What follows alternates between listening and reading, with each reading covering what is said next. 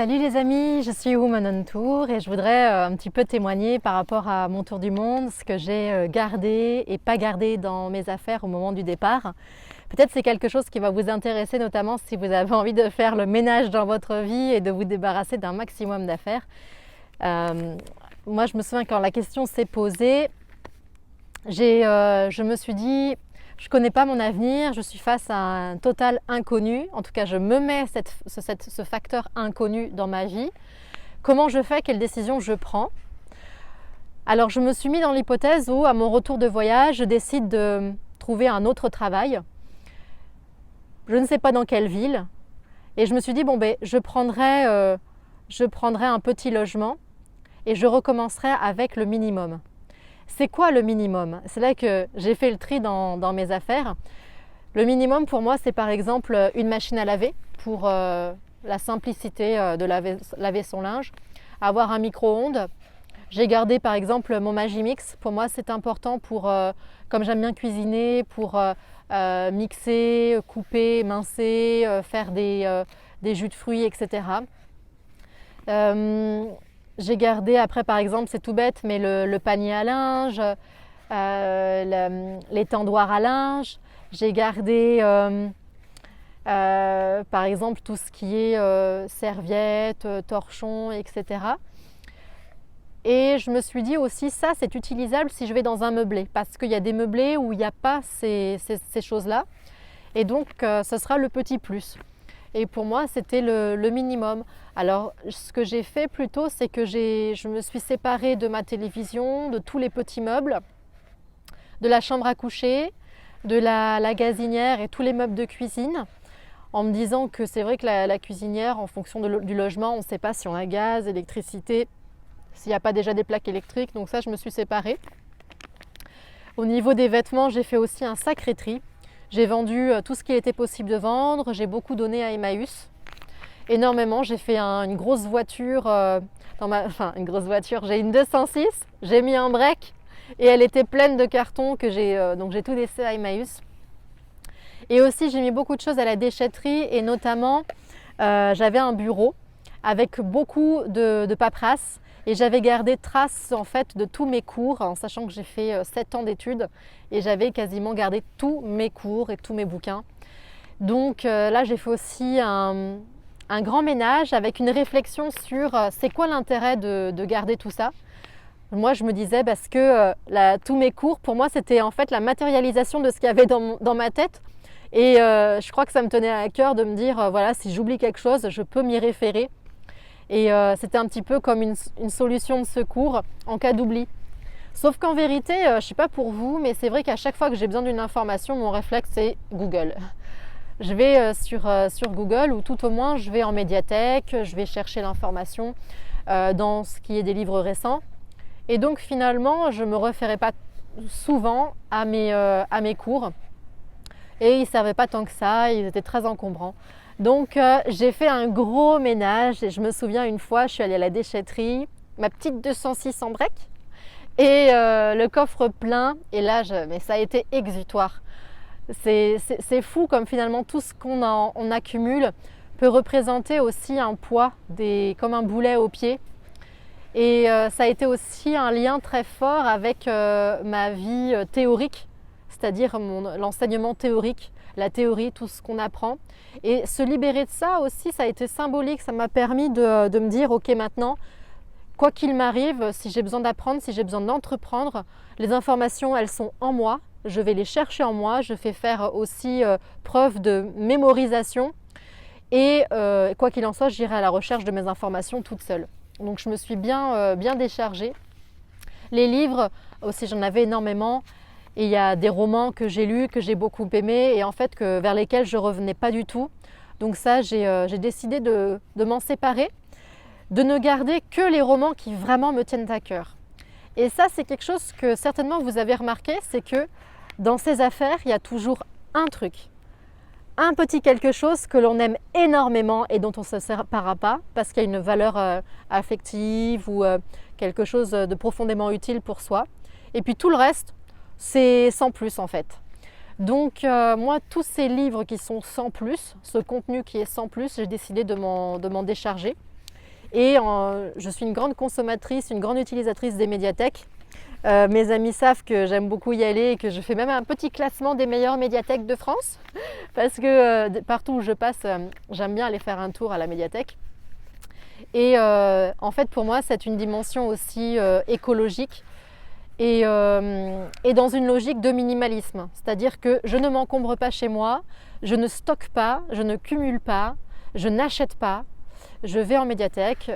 Par contre, je consomme énormément de lecture, de livres, mais toujours comme ça de façon temporaire. Donc ça m'a bien soulagé les armoires, on va dire. Voilà, beaucoup de choses que j'ai vendues aussi en matière de loisirs créatifs. J'avais pas mal de peintures, de feutres, qui dataient de mon époque d'étudiante en création et en art appliqué. Donc ça, je me suis pas mal débarrassée. Beaucoup de bibelots, vous savez, toutes ces petites choses qu'on cumule qui finalement servent à rien, à part se remémorer des bons souvenirs, des choses comme ça. Et c'est vrai que personnellement, j'aime pas du tout ça. Voilà, ça sert à rien, on ne sait pas quoi en faire. Et donc ça, éliminer. Après, c'est vrai que je suis assez partisante du minimalisme. Je ne suis pas une collectionneuse et je dirais que le moins il y en a, le mieux je me sens. C'est quelque chose aussi qui est très représentatif de ce que j'aime. Donc ça n'a pas été trop compliqué pour moi de me séparer de tout ça. Au niveau des vêtements, j'ai aussi préféré les vêtements récents, les vêtements qui me plaisaient, les vêtements qui étaient encore très propres, etc. Et comme dit Marie Kondo dans son livre La magie du rangement, quand on veut faire des choix dans le tri qu'on fait, tout simplement préférer uniquement les choses qui nous tiennent à cœur, les vêtements que l'on aime, mais vraiment d'amour quoi. Quand vous regardez votre garde-robe, il va y avoir par exemple ce petit sac bleu en cuir que vous adorez, qui va avec toute votre tenue et qui vous représente bien. Lui, c'est le sac. Et les autres, ils sont sympas, ils font varier les tenues, mais c'est pas pareil. Donc finalement, si on suit la logique de Marie, il faudrait garder que le sac bleu. Et j'ai un petit peu fait ça aussi dans mes affaires. Et en fait, ça fonctionne très bien. Parce que je ne sais pas si vous vous êtes rendu compte, mais on utilise rarement tout. On n'utilise que peut-être 15% de sa garde-robe. Alors moi, ça fait 1 an et demi, depuis mon retour de tour du monde, j'ai quasiment pas fait de shopping. Je dis quasiment parce que dire jamais, ce serait pas honnête.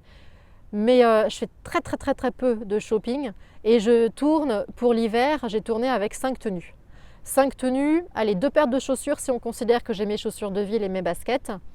J'ai tourné quasiment qu'avec ça. Bon, j'ai une paire de tongs aussi. Mais voilà, des grands basiques. Et je me suis rendu compte que c'était une grande liberté d'esprit parce que je ne me posais plus la question de comment je devais m'habiller. C'est comme ça et puis c'est tout. À la limite, j'ai 2 robes, 3 pantalons. Bon, voilà, selon si j'ai envie d'être féminine ou pas, je choisis les robes. Mais tiens, tu dois revoir toi. Et donc, du coup, c'est vrai que vivre avec 5 tenues, j'aurais jamais cru que ce soit possible. Et en fait, c'est vraiment libérateur.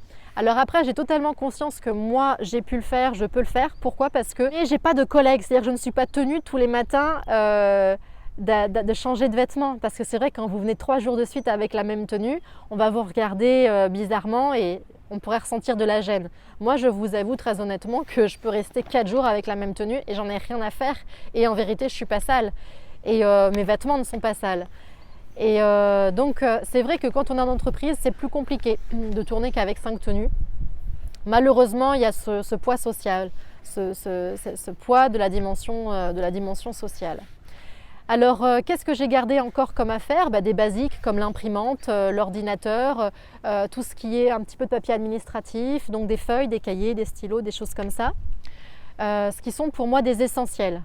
Des essentiels pour avoir le confort directement chez soi. Et encore, je dirais que les minimalistes, les puristes pourraient dire que tu peux aussi aller à la photocopieuse du coin, à la reprographie du coin pour imprimer.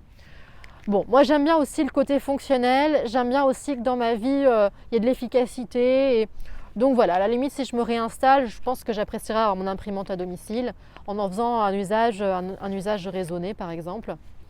Donc voilà, ce qui est sûr, c'est que j'ai vendu la télévision et que je n'en veux plus. J'aime bien regarder de temps en temps un bon film, mais la télévision, ça, je m'interroge beaucoup sur son utilisation et je me dis que franchement, la télévision, ça nous mange du temps, pour pas être plus vulgaire que ça nous mange du temps. Pourquoi? Juste pour du divertissement. Moi, je trouve que c'est un prétexte à perdre son temps. C'est un prétexte à perdre son temps. Ok, vous pouvez regarder des choses intelligentes sur des sujets politiques, culturels, etc. Mais moi, je trouve qu'il n'y a rien de mieux que l'expérience pour retenir les choses, pour les comprendre. En tout cas, ça fonctionne super bien sur moi. Je n'ai jamais aussi bien connu, par exemple, ma géographie qu'en voyageant.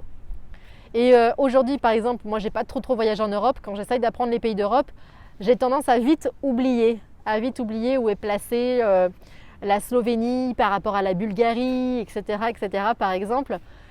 Alors que tout ce qui est pays d'Asie, d'Indonésie, d'Amérique du Sud, mais voilà, c'est beaucoup plus facile pour moi. Alors l'Afrique, n'en parlons pas, c'est compliqué de retenir tous les pays d'Afrique. Il faudrait que je fasse un vrai voyage en Afrique et que je passe quasiment par tous les pays. Là, je pense que ça serait mieux. Enfin voilà un petit peu ma réflexion, ce que je voulais partager sur ce dont je me suis séparée, ce que j'ai gardé. Et en tout cas, je suis personnellement toujours dans une perspective, une logique de tri. J'aime bien me remettre dans mes affaires et me dire ok, qu'est-ce que je peux encore éliminer? Et le plus j'élimine, le plus j'ai l'impression, c'est comme si je perdais du poids en fait. Et j'aime bien ça me vide l'esprit et ça me fait du bien. Parce qu'en fait, il y a quelque chose aussi qui est très important chez moi, c'est que je m'inquiète du sort des objets. Je me dis toujours, ces objets, je les ai chez moi, mais le jour où je décède, ils deviennent quoi? Et donc, j'ai l'impression de polluer, de cumuler des choses dont on ne va pas savoir quoi faire et qui vont être mises je ne sais pas où. Et donc, il y a une logique d'encombrement qui est assez perturbatrice. Donc, c'est vrai que vivre avec le moins de choses possible, moi, ça me plaît bien.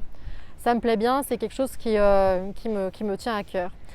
Alors voilà pour les réflexions un peu rangement, minimalisme et tri. Donc j'espère que ça nourrit un peu votre projet à vous aussi. Si vous avez des questions, des choses à partager, n'hésitez pas. J'aurai plaisir à vous répondre. Et si vous pensez que cette vidéo peut être utile à des personnes qui veulent faire le tri chez elles ou qui veulent se débarrasser de tout pour partir, eh bien n'hésitez pas à partager. En tous les cas, je vous dis à très bientôt. Ciao, ciao!